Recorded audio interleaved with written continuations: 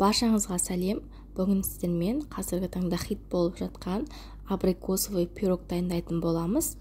Өте дәмді әрі өте ерекше болып шығады. Ең алдымен бізге керекті өнімдерді атап өтсем, бізге керегі ұн, разрыхитель, қант, бөлме температурасындағы жұмсақ сары май және бір жұмыртқа керек болады. Ең алдымен бір шоңылдау таза ыдысымызға жұмсақ сары майымызды саламыз және бір жұмыртқамызды саламыз және қантты салып, осы үшеуін жақсылап венчиктің көмегімен араластырып аламыз.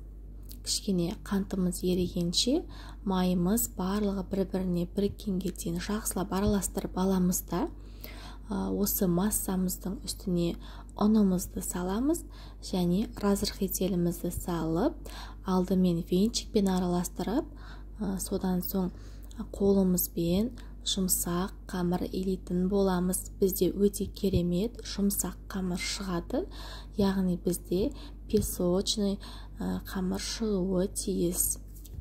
Мөлшерден артық ұн қоспауға кеңес беремін.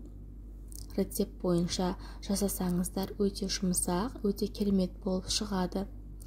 Енді дайын болған қамырымызды пергамент қағазы төселген формамызға жайып, шетіне бортиктарын шығарып, дайындап алатын боламыз. Менің формамның диаметрі, айта кетейін, 26 диаметр. Шетіне міндетті түрде бортиктарын әдемілеп шығарып, қамырдың барлық жерін бір тегіс етіп жайып дайындап аламыз. Мінекей бізде осылай қамыр әдемі болып шығуы тиіс. Енді кезекте салмасын дайындаймыз. Бізге сүзбе керек болады. Менде президенттің 5% сүзбесі. Соған қантымызды саламыз және 2 жұмыртқамызды саламыз және де 200 грамм қаймағымызды салып, осы өнімнің барлығын қазір блендердің көмегімен жақсылап, ешқандай түйіршігі қалмайтындай езіп дайындап аламыз. Мінекей достар, мен блендермен қазір барлығын езіп дайындап алатын боламын.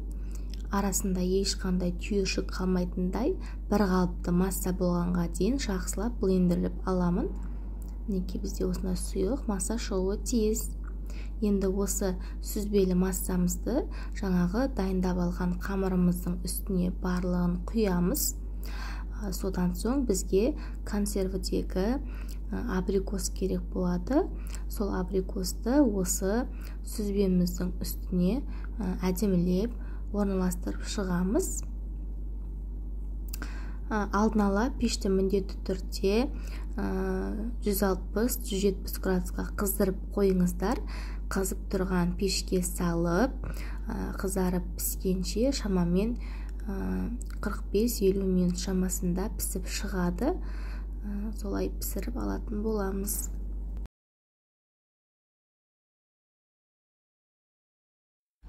Мінекей достар, біздің пирогымыз піскеннен соң түрі осылай әп-әдемі болып піседі. Арасы ешқандай да іркілдеп тұрмайтындай таза пісіріп алыңыздар.